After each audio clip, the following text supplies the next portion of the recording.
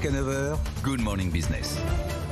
On parle flambée des prix ce matin. Après l'énergie, là c'est le blé qui nous inquiète. Effectivement, Gauthier Lemolga, vous êtes directeur général adjoint d'Agritel. Merci d'être avec nous ce matin. Plus de 300 € la tonne. Ça c'était la semaine dernière, plus haut depuis 10 ans. Comment on explique cette flambée des prix du blé ? Eh bien, le blé est une matière première comme une autre. Et on le voit dans le cadre de notre développement, nous, dans le cadre de notre groupe, maintenant Argus Media, dans le cadre de notre développement d'entreprise, ça touche toutes les matières premières. Par contre, les matières premières agricoles ont connu depuis l'été, depuis juillet, une très forte hausse. Et en effet, le blé a augmenté de 50%. Pourquoi cette hausse ? Déjà, il faut bien comprendre que les stocks étaient déjà un petit peu en baisse par rapport à la campagne précédente. On a eu beaucoup de désillusions sur les perspectives de production, notamment dans l'hémisphère nord, avec une moindre production en Russie, une baisse forte des volumes produits également au Canada, également aux États-Unis. Puis en France, on était parti avec une perspective de très très belle récolte, puis une récolte qui finalement a été moyenne. Conséquence, une tension à nouveau sur les disponibilités dans un contexte international qui reste extrêmement tendu, parce que ça fait déjà 2 ans maintenant qu'on voit des pays acheter et donc finalement tirer les prix à la hausse. Alors c'est comme pour l'inflation, on a longtemps pensé que ça pouvait être provisoire. Depuis cette semaine, Jérôme Powell a admis que l'inflation n'était pas provisoire. Est-ce que c'est pareil pour le blé ? Est-ce que ça peut durer longtemps ? Est-ce qu'il y a un vrai déséquilibre structurel entre la production et la demande de blé au niveau mondial, ou ça devrait, selon vous, quand même se rééquilibrer ? Alors l'intérêt des productions agricoles, c'est que tous les ans, on peut remettre finalement les choses à plat, avec des récoltes d'ailleurs qui se déroulent actuellement en Australie et en Argentine, qui laissent espérer un regain de disponibilité. En revanche, sur les marchés des matières premières, on va dire il faut 2 ans pour allumer le feu, il va falloir probablement 2 ans pour l'éteindre, avec une situation où aujourd'hui nous sommes sur des niveaux très élevés, autour des 300 €. Déjà du blé à plus de 200 €. Beaucoup d'industriels déjà ont du mal à assumer des prix aussi élevés. Donc du coup, la situation durable, déjà, sur la récolte prochaine, nous sommes déjà en train de négocier des prix au-dessus de 250 €. Donc une situation déjà qui, quelque part, s'entretient.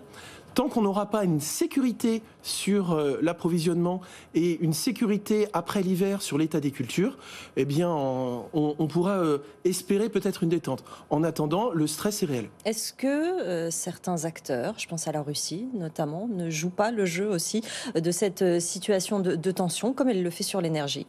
Eh bien, les Russes, l'année dernière déjà, pour essayer de contenir leurs prix sur leur marché intérieur, ont mis en place tout un mécanisme de taxe à l'exportation.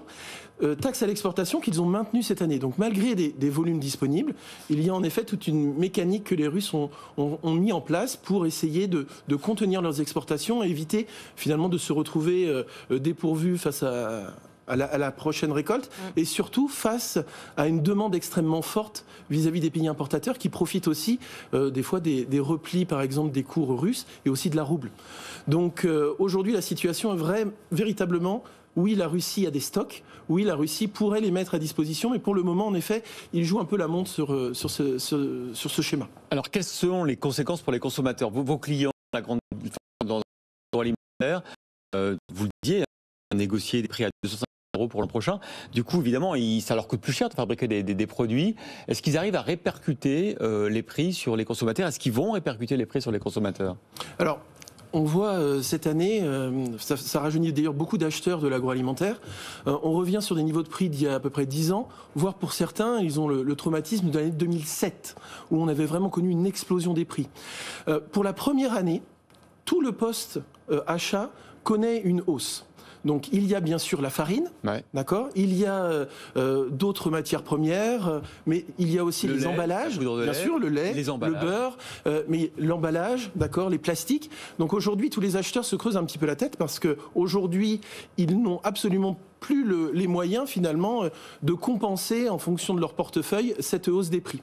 Donc aujourd'hui, en effet, que ce soit l'agroalimentaire ou des produits transformés, même en direct pour nos boulangeries, etc., on risque d'être dans une situation où cette année, on va véritablement marquer une hausse des prix. Et de toute façon, il faudra cette hausse des prix. Pourquoi ? Parce que aujourd'hui, les matières premières ont connu une hausse de plus de 50% et j'allais dire presque toutes matières premières confondues. On est en pleine négociation, justement, en ce moment, notamment entre l'agroalimentaire et la grande distribution. Ça doit être être assez tendu, non, j'imagine? Extrêmement tendu, d'autant plus que chacun essaye d'argumenter et chacun joue la montre. En tout cas, un poste important de la négociation va se tenir d'ici la fin février. Et aujourd'hui, oui, c'est compliqué. C'est compliqué, pourquoi? Parce qu'on n'a pas eu cette année la possibilité d'acheter sur des niveaux inférieurs à ceux de l'année dernière. Donc aujourd'hui, en effet, le coût alimentaire va augmenter.